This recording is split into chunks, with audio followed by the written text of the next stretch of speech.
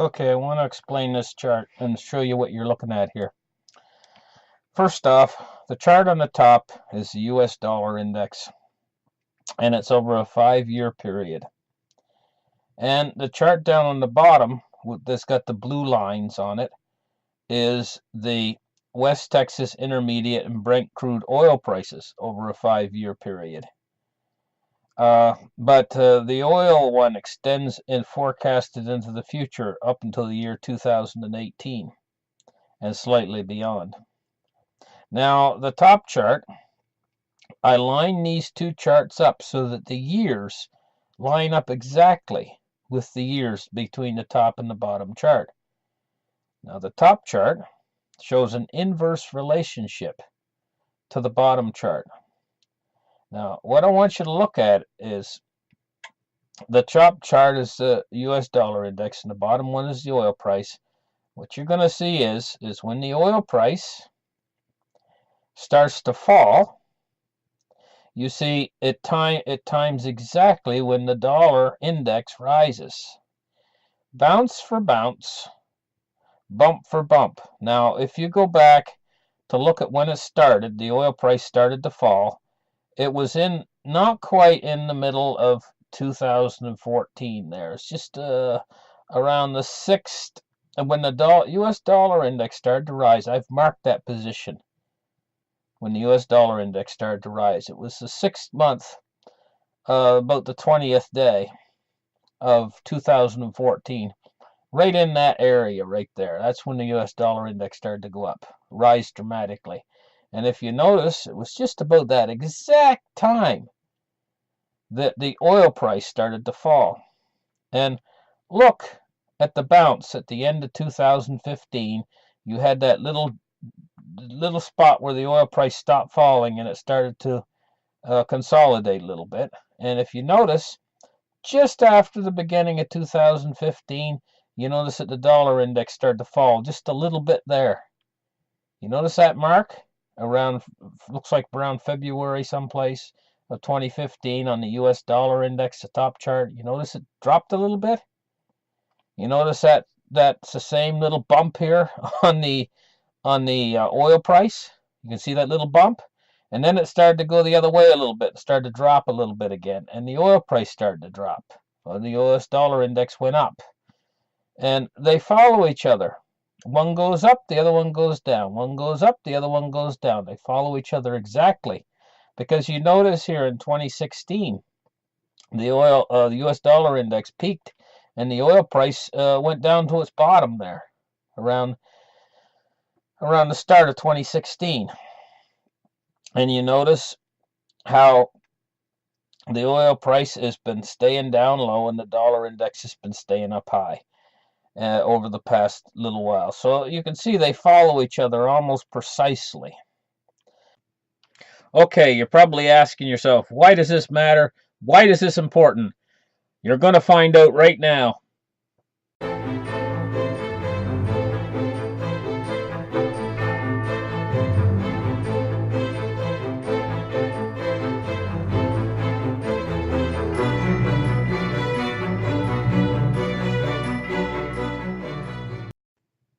Okay, an article from Bloomberg.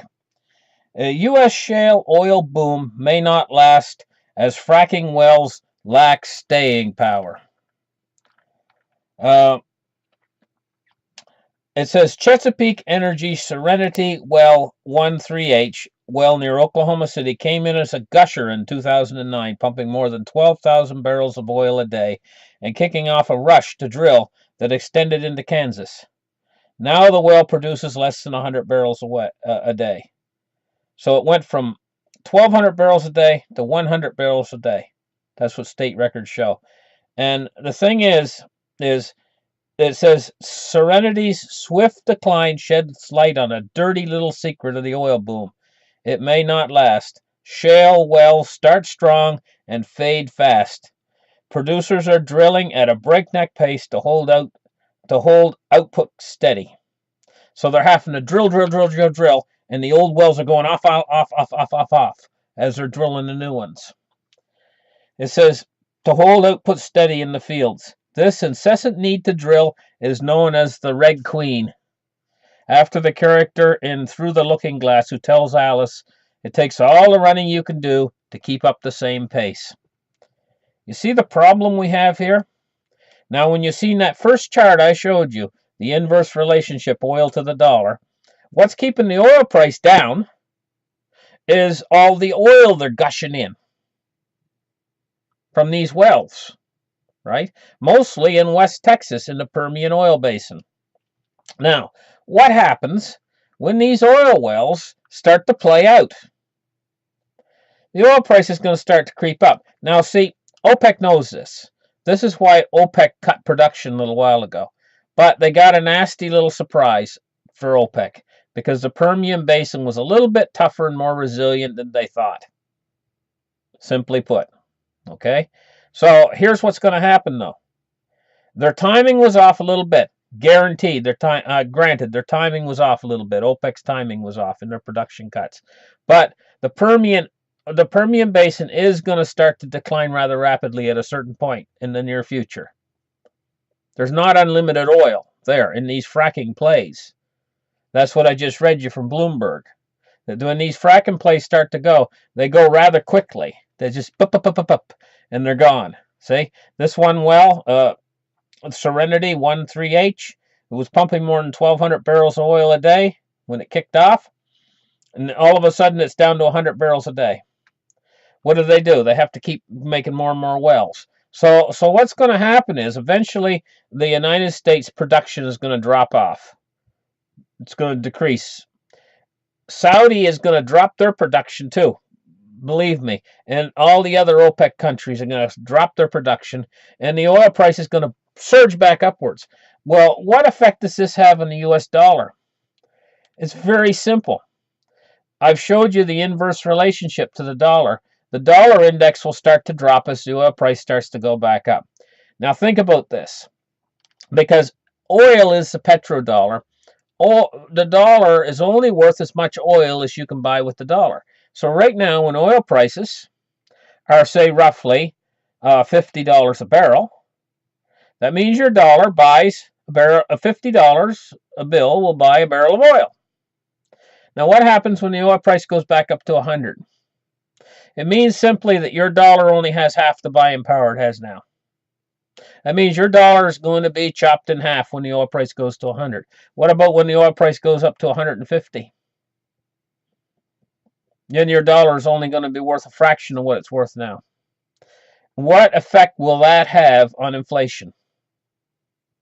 If your dollar is only worth, say, 40% of what it's worth now, what effect? If your dollar takes a 60% depreciation, what effect is that going to have on inflation? On everything across the board, because everything's made out of oil. This whole society we live in is all oil-based. It's all consumer-based and oil-based.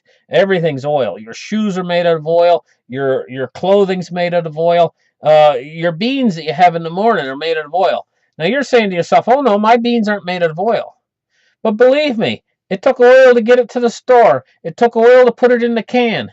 It took oil to do everything.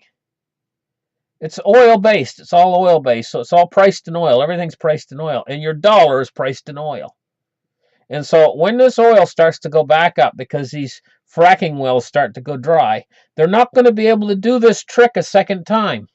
There was an old story about a guy who did this wonderful trick. He got up on stage and he lit himself on fire. And everybody clapped and applauded. And the guy says, yeah, but he can't do it a second time. They took him away in a gurney when they pulled a bedsheet over his face after he'd done this trick, you know. He lit himself on fire. And the guy says, yeah, it was a wonderful trick. Everybody in the whole auditorium thought he did a great show, but the problem is he can't do it again. It's a one-time trick. One-time pony. It's over. And this oil fracking that they're doing out in West Texas, it's a one-shot deal. They can't do it again. They can't drive the oil price down again. When the oil price goes back up this time, there's going to be no more oil out there that they're going to find this big gusher of oil where they're going to be able to bring the price down again. It'll be all over. The price will go up and it'll stay up, and it's going to be the destroyer of the U.S. dollar. Because there's another trigger effect involved here. And the trigger effect is when the US dollar index goes below 70, two things are going to happen. The banks are going to start lending money out again through the power of fractional reserve banking, which is the most powerful money creation tool there is. You think that the Fed's quantitative easing is a powerful money creation tool? It's nothing compared to fractional reserve lending. And the second thing that's going to happen is all these savers who have been sitting there waiting for a rainy day to spend their money because they've been saving it all along because they're scared. They're scared because the economy is not in a recovery. They're not buying that. They're putting their money away and they're saving it. They're going to say to themselves, gee, the economy's picking up and prices are going way up fast. See, they're going to see prices going up fast and they're going to say, I better buy that this year because next year it's going to be half again more. And they're going to run out and start spending their money again. And this just spurs things on even faster, makes the wheels come off all the faster. And then at the same time, the government's out there putting money into the system left and right, and the whole thing, and all these other countries are gonna come back, and they're gonna bring in all this inflation that we've created already. All the reserves and stuff are going to start to come back, and it's all going to come back simultaneously like a flood washing ashore. And the whole thing is triggered into oil. The whole thing is triggered into what I just showed you just now. It's triggered into the rise in the price of oil.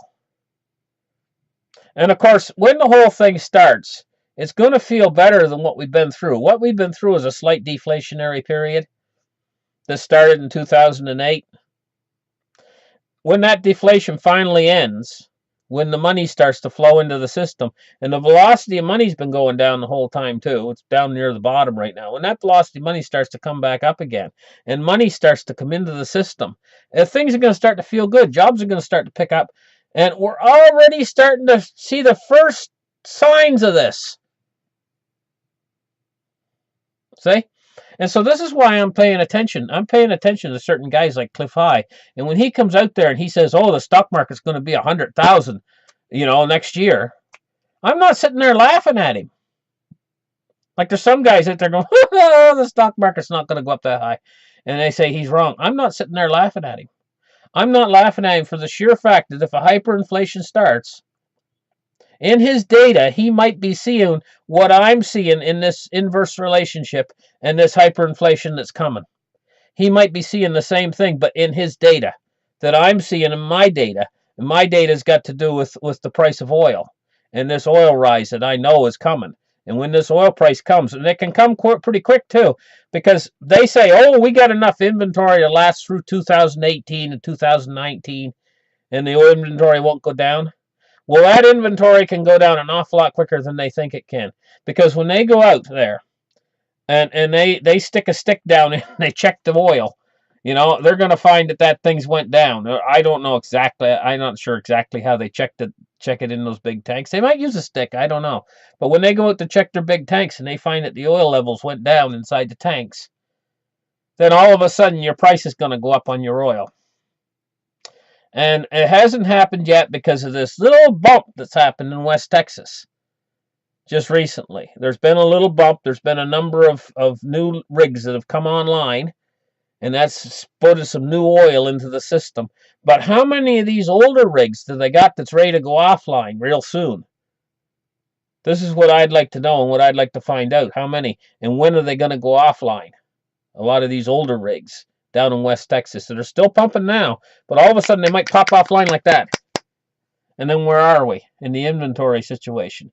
Because if they do, maybe that's what OPEC is waiting for. Maybe that's what OPEC is standing in line waiting for to happen. They might know more about that than I do when these other rigs are going to come offline. And they might be just waiting it out. And they might know that the oil price is going to go back up if they can cut off the crude coming from West Texas to a certain degree, just by the fact of these wells in West Texas dropping offline. All of a sudden, the volume of oil coming out of West Texas will drop, and then they're dropping at the same time. And next thing you know, your tanks are half empty, and the next thing you know, the oil price is going back up again. I mean, but let's get real about this whole thing. Who out there really thinks that they're going to be able to keep this oil price down forever and that these oil wells will just keep producing oil forever and ever and ever? It seems that way because it's lasted so long. It seems like they're just going to keep coming forever. But do you really believe that they're going to keep coming forever? That would be like the fat kid who's sucking on a strawberry milkshake. And he's been sucking on it for a long time. Sucking that milkshake up, that strawberry milkshake, and tastes good on a hot day. He's sucking it up. And that would be like the fat kid looking over at the other kid and he's saying, this strawberry milkshake's going to last forever. Based on the reason that it's lasted as long as it has for him. But we all know what's going to happen. Within the next 5 minutes or so, he's going to suck on a straw. He's going to get a gurgling sound. And it's going to happen suddenly. Just like that when it happens. Well, that's the way with this oil. This oil is going to continue to go along. All of a sudden, it's going to be a gurgling sound. And this is the reason why the Saudis will not let you know how much oil they have left in their wells. Because they've been tapping at it for years and years and years. And officially, they have I think it's 196 billion barrels or something like that. But they've never, it's just like they don't they don't do an inventory. And possibly the reason why is they might not have what they think they have, and they don't want to qualify it. So what we got going on here is a situation where eventually the world's going to start to run out of oil. I do believe that the Saudis still have one of the biggest inventories left, oil. I don't think there's much left in America anymore. I think that most of it's all expensive oil to get. I think they got quite a bit of shale oil down in West Texas still, but it's expensive to bring out of the ground. It requires a higher oil price.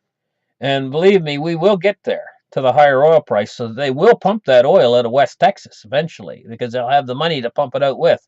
And the same thing with the tar sands in Canada. They'll have the money to pump it out with. But by the time they get the money to pump it out with, because oil prices went way up, what's that going to do to our dollar? Our dollar will be toast. Thank you very much for listening. Like and subscribe. And bye-bye for now.